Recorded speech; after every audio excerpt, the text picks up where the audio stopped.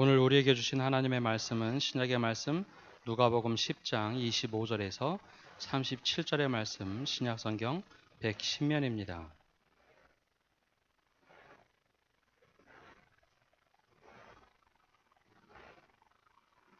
이제 하나님의 말씀을 봉독합니다. 어떤 율법 교사가 일어나 예수를 시험하여 이르되 선생님, 내가 무엇을 하여야 영생을 얻으리이까?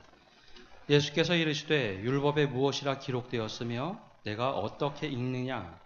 대답하여 이르되 내 마음을 다하며 목숨을 다하며 힘을 다하며 뜻을 다하여 주 너의 하나님을 사랑하고 또한 내 이웃을 내 자신과 같이 사랑하라 하였나이다. 예수께서 이르시되 내 대답이 옳도다. 이를 행하라. 그러면 살리라 하시니 그 사람이 자기를 옳게 보이려고 예수께 여짜오되 그러면 내 이웃이 누구니이까? 예수께서 대답하여 이르시되 어떤 사람이 예루살렘에서 여리고로 내려가다가 강도를 만나매 강도들이 그 옷을 벗기고 때려 거의 죽은 것을 버리고 갔더라.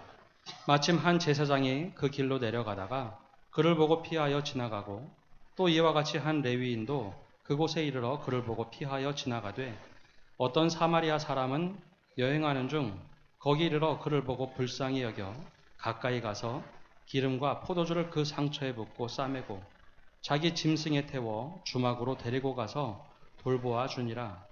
그 이튿날 그가 주막 주인에게 데나리온 둘을 내어주며 이르되 이 사람을 돌보아 주라. 비용이 더 들면 내가 돌아올 때에 갚으리라 하였으니 내 생각에는 이 세 사람 중에 누가 강도 만난 자의 이웃이 되겠느냐? 이르되 자비를 베푼 자니이다. 예수께서 이르시되 가서 너도 이와 같이 하라 하시니라. 아멘. 오늘도 주님의 평강이 우리와 함께 하시기를 간절히 소망합니다. 우리 옆에 분들과 말씀을 듣기 전에 평화 인사 나누겠습니다. 주님의 이름으로 사랑합니다. 반대쪽도 한 번 더 인사할까요? 주님의 이름으로 사랑합니다. 어린아이들이 놀 때 낯선 곳에 가면 잠시 머뭇거리다가도 아이들은 친구들과 쉽게 어울립니다. 처음 볼지라도 경계가 없기 때문에 아이들은 쉽게 만나서 친구가 되곤 하죠. 장난감을 같이 가지고 놀고 먹을 것도 같이 나눕니다. 이 모습은 어리면 어릴수록 더욱더 쉽게 다가가는 것 같습니다. 초등학교 정도 아이들이 되면 조금은 뻘쭘하게 있지만 한두 시간 정도만 돼도 처음 보는 아이들과 쉽게 친구를 사귀게 됩니다. 중학생 정도, 즉 청소년 정도 되면 머리가 조금 굵어서 그런지 누구 친구 사귀는 것이 쉽지가 않습니다. 언젠가 아이들을 데리고 전국 수련회를 갔는데요. 하루 딱 지나니까 그 다음부터는 옆에 아이들과 친하게 지내는 모습을 보면서 역시 아이들은 서로 경계 없이 잘 지내는구나 생각이 됐습니다.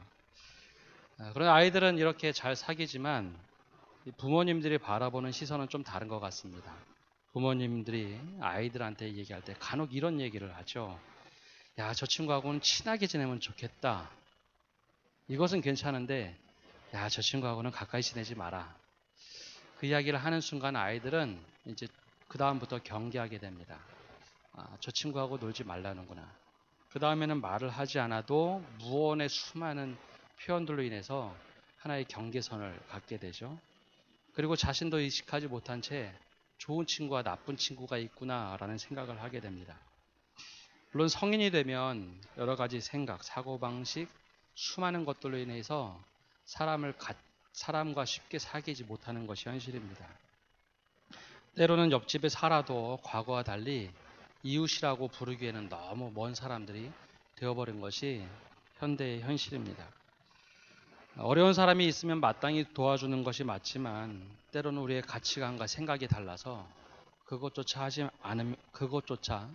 마땅한 일을 마땅하지 아니하다라고 생각하는 경우도 많고 도와줄 필요가 없는 사람이다라고 이야기할 때도 있습니다. 과거 우리 정서와는 사뭇 다른 것이 요즘의 흐름입니다. 과거에는 어렸을 때 기억으로는 누군가 지나가다가 대문을 두드리고 아주 힘들어하면 할머니께서 나가서 아예 집에 와서 밥 한 숟가락 떠드시고 가시죠. 거지가 와도 그런 모습을 기억을 합니다. 어느 순간인지 모르지만 우리 사회는 그런 모습이 이제 사라졌습니다. 오히려 담을 높이 쳐놓고 스스로 보호하는 입장이 훨씬 더 강해졌죠. 예수님께서 막힌 담을 허셨고 또 평화를 주시면서 하나님과의 막힌 담을 허셨고 사람과 사람 사이에 막힌 담을 허셨다라고 분명히 말씀하셨음에도 불구하고 그리스도인 안에서도 우리끼리 담도 높이 쌓았고 또 때로는 교회 울타리라는 담이 너무 높아서 우리가 밖으로 나가지도 못하고 안으로 들어오지도 못하는 현실이 우리에게 다가와 있습니다. 과연 이것이 주님께서 원하시는 우리의 삶일까라는 질문을 해봅니다. 그리스도인의 삶은 우리가 말씀을 듣고 살아가는 것인데 어떤 때는 이것을 취사 선택하고 어떤 때는 이것이 옳다라고 인정하는 그런 모습이 우리에게 있지는 않은지 오늘 말씀을 통해서 한번 그 이야기를 펼쳐가고자 합니다.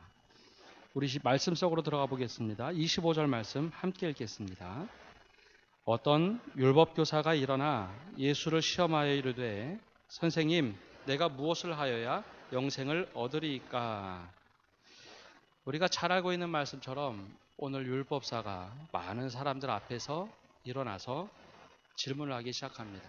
그 주변에는 사람들이 바라보고 있었고 율법사는 당당하게 이야기를 하죠. 내가 무엇을 하여야 영생을 얻으리이까.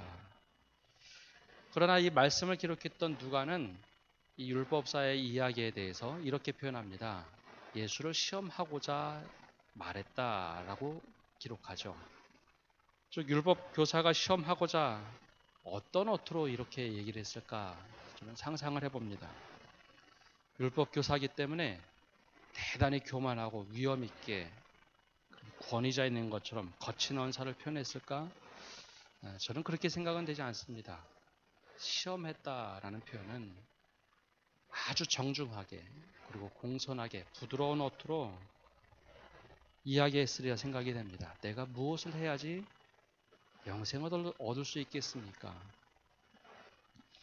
시험하고 있다라고 생각을 한 것은 단지 예수님만은 아니었습니다. 예수님은 하나님이셨기에 이 모든 것을 아셨지만 그날 그 주변에 있던 모든 사람들도 그가 예수를 시험하는구나 라고 깨달았기에 누가는 그의 질문을 통해서 예수님을 시험하고 있구나 라고 기록을 해놓았죠.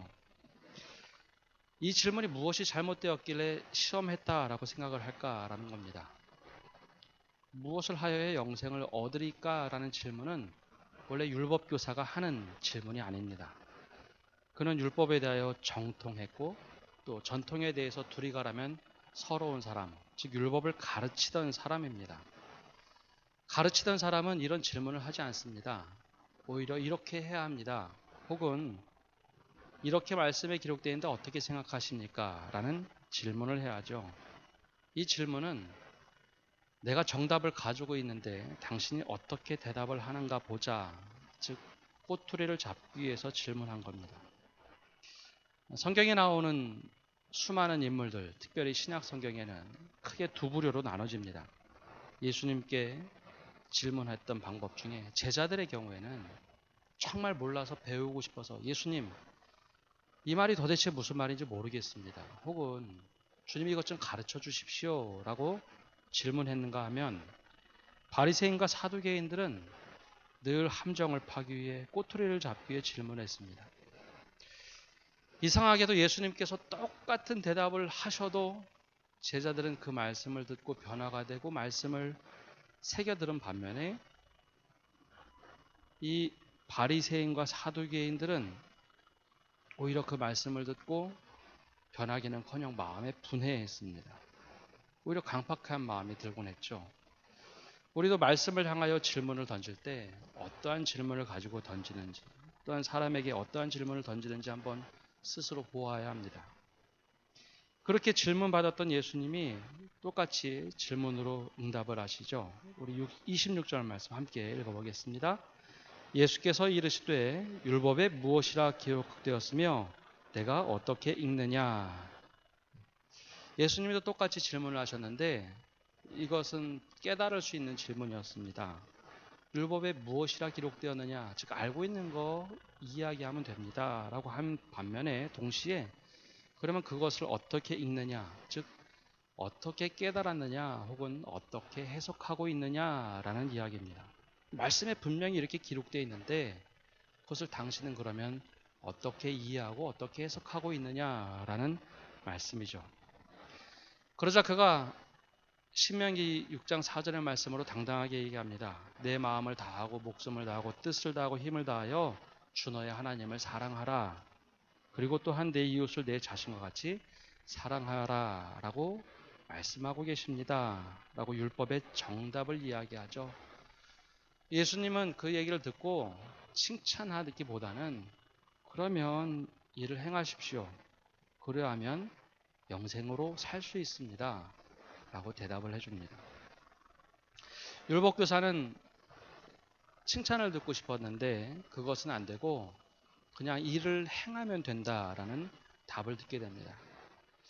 그러자 자신이 얼마나 이 말씀을 잘 지켜 행하는지 많은 사람들 앞에서 자랑하고 싶었습니다. 그래서 예수님께 또 다른 질문을 합니다. 그러면 내 이웃이 누구입니까? 라고 질문합니다. 사실 우리는 이 맥락에서 이 말씀의 대화 속에 잘 이해가 되지 않는 이야기입니다. 당연히 이웃이 누구입니까? 라는 질문할 필요 없이 알겠습니다 라고 하면 되는데 예수님도 그 이야기를 들었을 때 선한 사마리아 이야기 하셨던 이유는 그가 가지고 있는 생각 때문이었습니다. 원래 하나님께서 출애굽 시절에 이스라엘 백성에게 너희는 나그네를 대접하라 라는 말씀하셨습니다. 너희가 평생 나그네로 살았으니 나그네를 대접하라. 그리고 이방인을 대접하라 라는 말씀을 하셨죠. 근데 이스라엘 역사가 순탄치 않았습니다. 계속 굴곡치는 역사 속에 포로로 끌려가 봤습니다. 포로로 끌려가면서 그들의 생각이 대단히 폭이 좁아졌죠. 더군다나 북이스라엘의 경우에는 아수르의 침공을 받으면서 사마리아의 혼혈족이 생겨버렸습니다. 그러면서 사마리아 사람들에 대해서 아주 냉소적인 눈빛을 날렸죠. 저 사람들은 우리와 같은 사람도 아니고 사람으로 취급해서도 안 된다라는 생각을 하게 됩니다. 과거에는 이방인 혹은 나그네에 대해서 선대해주고 그리고 또 대접하는 모습이 아주 강했지만 포로기를 겪으면서 그들은 이방인은 우리의 적이다라는 생각을 하게 되었죠.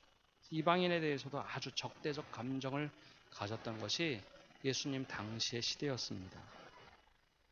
특별히 율법사들은 이웃이다라고 하는 사람들을 제안했는데 바로 유대인들만 이웃으로 마음에 품었습니다. 율법의 교리대로 하루에 일주일에 한 번 정도는 꼭 금식을 하고 금식한 돈을 가지고 가난한 자들을 나누는 것이 율법의 규례대로 사는 일이었습니다. 율법 교사는 반드시 일주일에 한 번 정도는 금식을 해야 하고 가난한 이웃을 향해서 음식을 나눠주곤 했죠. 바로 이것 때문에 질문한 겁니다. 누가 네 이웃입니까? 이 사람들이 이웃 아닙니까? 라고 대답하면 나 이 사람들 너무 잘 도와주고 있다라고 대답할 기세였죠. 그러나 예수님이 시작한 얘기는 전혀 다른 이야기입니다. 우리가 잘 알고 있는 선한 사마리아 사람 이야기입니다. 우리 30절 말씀 함께 읽어보겠습니다. 예수께서 대답하여 이르시되 어떤 사람이 예루살렘에서 여리고로 내려가다가 강도를 만나매 강도들이 그 못을 벗기고 때려 거의 죽은 것을 버리고 갔더라. 아멘. 예수님은 이 이야기 속에서 아주 구체적인 정황을 좀 이야기하셨습니다. 즉 예루살렘에서 여리고로 내려가다가 어떤 사람이 강도를 만났다라고 했습니다. 이 두 도읍이 나오죠. 예루살렘과 여리고가 나옵니다. 우리는 이 성경에 배경되는 지식이 많이 없기에 그냥 그러려니 하지만 그 주변에 있던 사람들과 율법사는 순간 예루살렘과 여리고 이야기가 나올 때 당황스러운 이야기입니다. 예루살렘은 당시 고도 약 800, 해발 800m 정도에 있는 도읍이고 그곳에는 성전이 있어서 수많은 사람들이 이 성전을 찾아옵니다. 또 이 성읍을 찾아오죠. 순례객도 찾아오고 순례객이 많이 모이자 상인들도 모이고 제사장과 레위인은 당연히 예배를 위해서 모이는 곳이 예루살렘입니다. 거기엔 늘 많은 사람들이 있었죠. 그래 여리고는 저 35km 떨어진 곳인데 저기는 해발 250m가 낮습니다. 즉 땅보다도 한참 밑에 내려가 있는 도시였죠. 저곳에는 우물도 있고 종려나무도 많은 비옥한 땅입니다. 그런데 그곳에 누가 많이 살았냐면 제사장과 레위인들이 많이 모여 살았죠. 즉 레위인과 제사장들이 거기 모여 살다가 자신의 직무일이 되면, 즉 제사 돌아가면서 제사를 지냈으니 자기의 직무일이 되면 거기서 출퇴근을 하는 곳, 바로 여리고에서 예루살렘으로 올라가고 예배가 끝나면은 다시 예루살렘에서 다시 여리고로 내려가는 그 길목을 이야기하는 겁니다. 즉 예루살렘과 여리고 이야기를 할 때 율법 교사도 어쩌면 그 가운데 포함되어 있는 사람인지도 모르겠습니다. 늘 그들은 왔다 갔다 비탈길을 오고 가는데 이 비탈길에 이름도 있습니다. 마알레 아둠밈이라는 비탈길입니다. 저 땅은 굉장히 흙이 붉었기 때문에 우리말로 번역하면 붉은 비탈길이다 라고 되어 있죠. 저 길은 생각보다 이렇게 넓은 길이 아닙니다. 저 사진 속에 나오는 것처럼 우리 길, 우리의 산길 그러면 나무 숲이 우거지고 좀 저 밖에가 잘 안 보이고 꼬불꼬불한 길처럼 보이지만 저기는 폭은 좁은 대신 저렇게 황량한 광야길입니다. 주변에 풀도 없고요. 저 멀리서 보면 저 밑에까지 다 보이는 그러한 광야길 35km를 예루살렘에서 갈 때는 내려가야 되고 여리고에서 예루살렘 갈 때는 올라가야 되는 긴 비탈길입니다. 이곳에는 종종 강도들이 많이 출현했는데요. 이 강도들은 그냥 갑자기 생겨난 것은 아니고 로마 정부가 아주 비싼 세금을 요구하자 세금을 내지 못해서 어쩔 수 없이 길을 떠돌다가 저기에 강도로 돌변한 사람들입니다. 이곳에 강도들이 많았던 이유는 저곳에는 제사장과 레위인도 많이 왕래를 했고 상인들, 순례객도 많이 왕래를 했기 때문이죠. 상인들의 모습 속에 떠올리는 것은 돈이 많다라는 것 알고 있죠. 근데 순례객은 왜 강도들의 표적이 됐을까 하는 겁니다.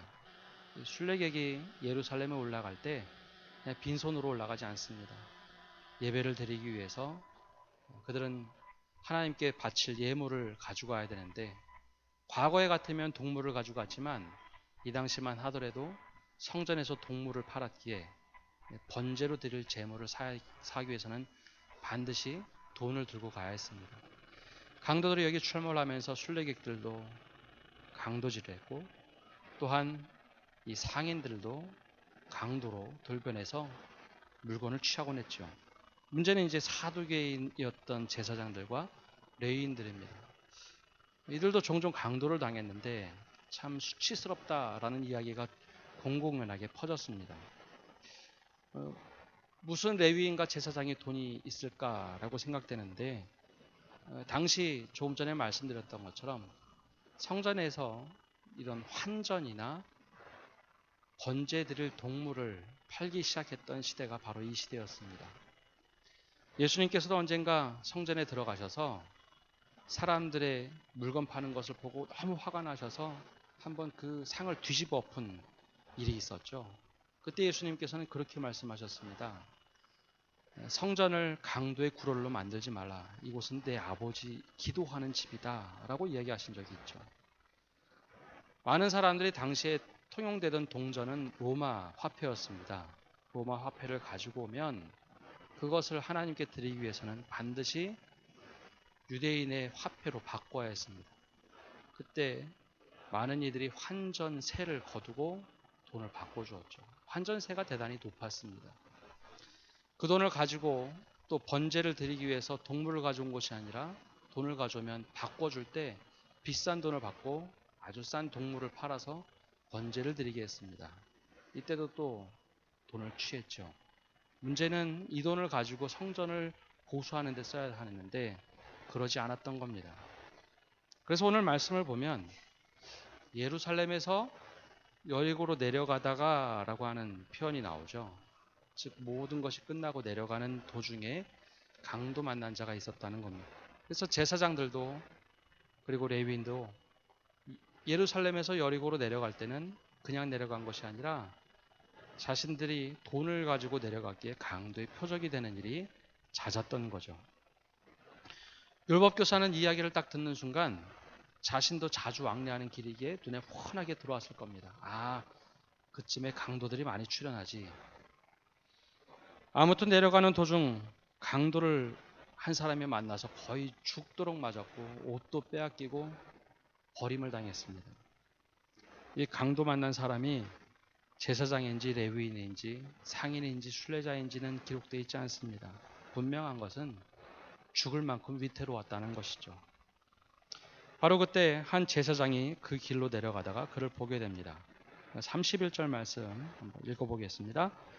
마침 한 제사장이 그 길로 내려가다가 그를 보고 피하여 지나가고. 그 길로 내려가다가 라는 것 어떤 의미일까요? 예루살렘에서 여리고로 내려가는 것은 제사장이 자기의 직무를 다 끝내고 내려가는 집으로 돌아가는 길입니다. 자신의 일을 다 마치고 제사 일을 마치고 집으로 돌아가는데 길 저편에 한 사람이 보였습니다.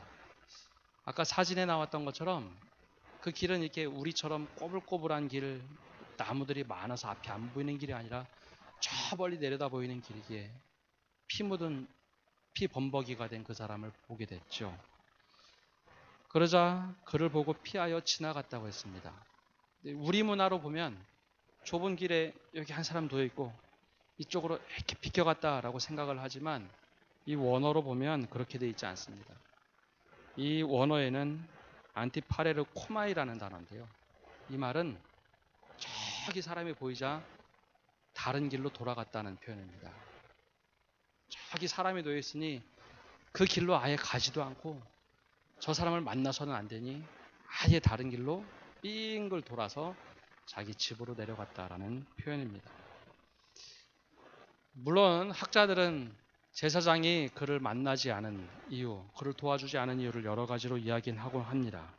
첫 번째는 당시 강도들이 의도적으로 막 피를 묻혀서 거기 누워있다가 누군가 도와주러 오면 갑자기 강도로 돌변해서 돈을 강탈하는 일도 있었고, 또 제사장은 레위기 말씀에 죽은 시체를 만지면 부정해진다, 그러니 시체를 만지지 말아라 라고 했던 그 말씀을 따랐다라고 이야기도 합니다. 그러나 학자들은 다 한결같이 그럴 수도 있겠지만 이것은 잘못된 일이다 라고 얘기합니다. 제사장의 직무를 마치고 돌아가는 길은 사실 죽은 시체를 만져도 부정한 일정의 기간을 거치고 나면 정결례 법에 따라서 정결례만 하면 됩니다. 죽어가는 사람을 보았다면 도와주는 것이 마땅한데 그는 그렇게 하지 않았습니다. 거꾸로 보면 강도 만난 사람의 입장에서는 저 제사장의 기본 옷을 입었던 그 사람이 내려올 때 희망이 걸어온다라고 생각하지 않았을까요? 저 사람은 나를 도와주겠지. 그런데 희망이 사라져버렸죠. 두 번째 또 지나가던 사람이 있었습니다. 32절 말씀도 함께 읽어보겠습니다. 또 이와 같이 한 레위인도 그곳에 이르러 그를 보고 피하여 지나가되. 이번엔 레위인입니다. 레위인 역시 하나님께 제사를 드리기 위해서 돕던 사람이 레위인 아닙니까? 그 역시 구별된 사람입니다. 기득권도 가지고 있는 사람이고 말씀을 지켜 행해야 하는 의무를 가지고 있는 사람이죠. 근데 이 사람은 조금 더 그나마 낫게 행동을 합니다. 저기 피범벅이가 된 사람이 있으니 그냥 다른 곳으로 지나간 것은 아니고 그곳에 이르러, 즉 그곳에 가까이 가서 이렇게 보고 나서 그럼에도 불구하고 도와줄 수 없자 다른 길로 다시 빙글 돌아서 갔습니다. 그 사람 입장에서 보면, 즉 강도 만난 사람 입장에서 보면 저 사람 분명히 레위인인데 나를 도와주겠지라고 생각을 했는데 이 역시 도와주지 않고 지나갑니다. 두 번째 희망이 사라져 버립니다. 율법 교사도 그 주변에 있던 사람들, 예수님이 이 비유를 들었을 때 제사장과 레위인이 도와줘야 하는데 라고 생각하는 것은 당연한 일입니다. 왜냐하면 율법을 지킬 책무가 있는 사람이기 때문이었죠. 아마 모두가 마음이 불편했을런지 모릅니다. 그리고 이번에는 예수님이 사마리아 사람 이야기를 하기 시작합니다. 우리 33절에서 35절 말씀 함께 읽어보겠습니다. 어떤 사마리아 사람은 여행하는 중 거기에 이르러 그를 보고 불쌍히 여겨 가까이 가서 기름과 포도주를 그 상처에 붓고 싸매고 자기 짐승에 태워 주막으로 데리고 가서 돌보아 주니라. 그 이튿날 그가 주막 주인에게 데나리온 둘을 내어주며 이르되 이 사람을 돌보아 주라. 비용이 더 들면 내가 돌아올 때 갚으리라 하였으니. 아멘. 아까 처음에 말씀드린 것처럼 율법 교사에게는 분명한 이웃이라는 범주가 있습니다. 내 이웃은 함께 살고 있는 유대인, 말씀을 지키는 유대인이다 라는 생각으로 가득 차 있는 사람입니다. 예수님께서 사마리아인 이야기를 할 때 인상이 찌푸려졌는지도 모르겠습니다. 저 사람은 도덕적으로 잘못된 사람이고 인종적으로 잘못된 사람, 낙인을 찍었던 사람인데 그 사람이 내려옵니다. 하필이면 그 사람이 강도 만난 자를 보고 불쌍히 여겼다라고 했습니다. 이 불쌍히 여겼다라는 표현은 다른 사람의 처지를 나의 것으로 품었다라는 뜻입니다. 아까 율법교사가 한 그 말 아닙니까? 내 이웃을 내 몸과 같이 사랑하라. 그 행동이 다른 사람의 처지를 내 것으로 생각했던 사람이 바로 사마리아 사람이었습니다. 불쌍히 여겼죠. 그리고 가까이 가서 그를 돌보아 줍니다. 기름과 포도주로 부어서 그 상처에 붓고 싸맸습니다. 싸맸다는 것은 당시에 무슨 붕대가 있겠습니까? 자기 옷을 찢어서 그 상처를 싸매주었습니다. 근데 이것까지만 하고 그냥 지나가면 이 사람 생명이 위태로워 보였는지 자기가 타고 오던 그 나귀에서 내려서 오히려 환자를 나귀에 실어주었습니다. 그리고 자기는 걸어서 함께 나귀를 끌고 주막으로 데려가죠. 여기서 주막이란 단어로 번역되어 있는데요. 이 주막이라고 한 이곳은 보통 상인들이 하룻밤을 머물던 여인숙이다라는 단어의 뜻을 가지고 있습니다. 즉 이 사람이 상인으로 이 길을 매번 지나갔던 사람입니다. 강도 만난 사람이 있으니 그 사람을 데리고 주막으로 데려갔죠. 그리고 그날 밤 아마 열심히 돌봐준 것 같습니다. 그리고 이튿날, 즉 원어로 보면 새벽 이른 아침에 일찍 일어나서 그가 주막 주인에게 가서 이야기하죠. 2데나리온을 내어주면서 이 사람을 돌봐 주십시오. 비용이 더 들면 내가 돌아올 때 갚겠습니다 라고 이야기합니다. 이 배경을 모르면 이 이야기가 사실 구체적으로 이해가 되지 않습니다. 왜 2데나리온을 주고 떠났을까라는 것이죠. 한 데나리온은 노동자의 하루 품값입니다. 근데 이 2데나리온이라는 돈의 가치는 당시 이 주막에 한 달 내지 2달 정도 머물 수 있는 여관비입니다. 어떤 사람은 한 달 머물 수 있다라고 하고 어떤 사람은 2달까지도 머물 수 있다라고 하는데 아마 이 상인은 매번 왔다 갔다 하면서 늘 주막에 하룻밤을 머물고 가던 사람이다. 그렇게 보여집니다. 근데 이 사람이 주막 주인에게 한 달치 여관비를 다 냈습니다. 그리고 내가 한 달 뒤에 또 돌아올 텐데 그동안 혹시 이 사람이 다 나으면 괜찮고 만약에 비용이 더 들면 내가 더 갚겠다라는 이야기입니다. 보통 상인들은 예루살렘에서 물건을 팔고 내려와 여러 곳을 돌아보고 다시 예루살렘으로 올라가는 그 기간이 보통 한 달에서 2달 걸렸다라고 학자들은 얘기합니다. 그러니 내가 반드시 이곳에 또 물건을 팔기 위해 돌아올 텐데 그동안 낫지 않으면 내가 돈 더 지불하겠습니다. 라는 이야기입니다. 한 달치 혹은 두 달치 돈을 미리 다 선불로 준 겁니다. 그때까지는 낫겠지라고 생각을 했죠. 이 사마리아인은 생면부지 모르던 이 강도 만난 사람을 위해서 자신의 시간을 허비하고 물질을 허비해서 다 도와줬습니다. 그리고 끝까지 책임져 주었죠. 예수님이 이 말씀을 마치고 질문을 다시 던집니다. 내 생각에는 이 세 사람 중에 누가 강도 만난 자의 이웃이 되겠느냐. 다음 말씀 읽지 마시고요. 누가 강도 만난 자의 이웃일까요? 제사장, 레위인, 어떤 사마리아 사람. 누가 강도 만난 자의 이웃일까요? 다들 사마리아 사람이라고 생각하시죠? 한번 37절 그가 어떻게 대답했는지 한번 읽어보겠습니다. 이르시되 자비를 베푼 자니이다. 예수께서 이르시되 가서 너도 이와 같이 하라 하시니라. 아멘. 사마리아 사람입니다 라고 이야기하는 것이 마땅한데 율법 교사는 사마리아 사람이라는 단어조차 입에 담기를 싫어했습니다. 분명히 사마리아 사람이 도와줬다는 얘기를 장황하게 해줬는데 자신에게 사마리아 사람은 이웃이 될 수 없는 사람이고 그런 사람이 돼서도 안 된다고 생각했기에 자비를 베푼 사람이 그의 이웃입니다 라고 대답을 하죠. 율법교사는 말씀에 아주 탁월하고 말씀을 잘 아는 사람입니다. 그리고 말씀도 줄줄줄 외웠습니다. 마음과 뜻과 정성과 힘을 다하여 하나님을 사랑하고 네 이웃을 내 몸과 같이 사랑하라 말씀하셨습니다. 그렇게 행하는 것이 이웃입니다 라고 스스로 이야기했지만 사마리아 사람이 도와주는 것은 인정할 수가 없었죠. 그래서 그에 대하여 이웃이라고 얘기하지 않습니다. 자비를 베푼 사람이다 라고 이야기를 할 뿐입니다. 그러나 정반대로 사마리아인 역시 하나님을 믿던 사람입니다. 아무리 율법교사가 잘못됐다 해도 사마리아 사람은 하나님을 믿는 사람입니다. 아무리 그가 태어나면서부터 잘못됐다라고 이야기해도 그는 오히려 말씀을 줄줄 외우지는 못했을지언정 말씀대로 살던 사람입니다.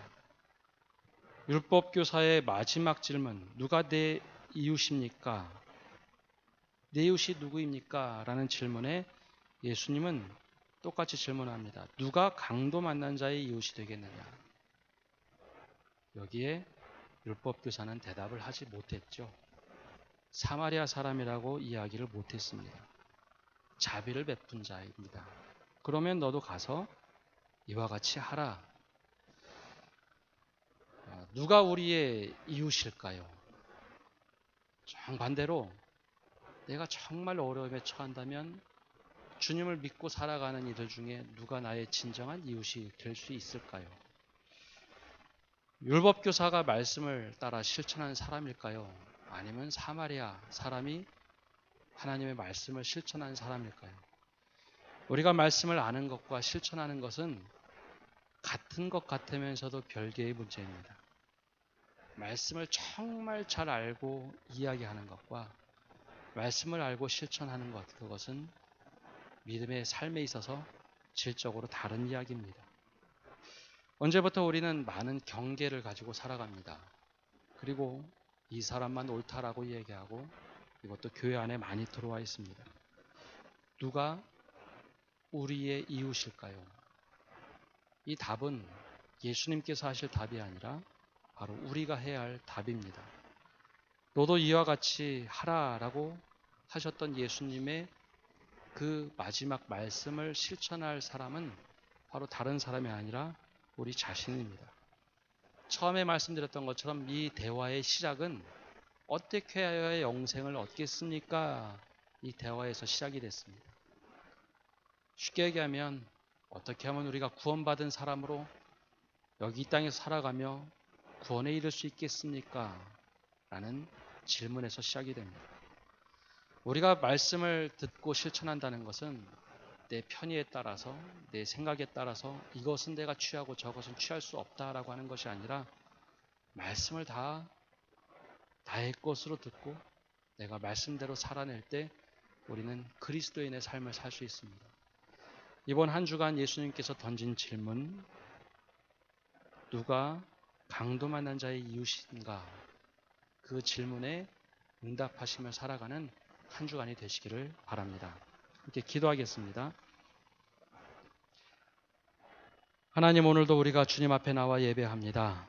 예배 가운데 임하시고 우리에게 말씀하실 때 그 말씀을 듣고 실천하는 저희가 되게 하여 주옵소서. 때로는 강도 만난 사람이 있을 때 한 팔을 펼쳐서 도와줄 수 있는 넉넉한 마음을 주시고, 우리 스스로 제안하여 그 사람은 그렇게 할 수 없다라고 판단하는 것이 아니라 하나님의 사람으로 말씀을 실천하는 사람, 우리가 그 모습을 더욱더 닮아갈 수 있는 은혜를 허락하여 주옵소서. 우리 가운데 주님께서 막힌 담을 무너뜨리시고 하나님과 관계를 회복하시고 모든 사람과 관계를 회복하셨던 것처럼 우리 또한 모든 관계가 회복되어지는 삶을 살아가도록 인도하여 주옵소서. 예수님의 이름으로 기도합니다. 아멘.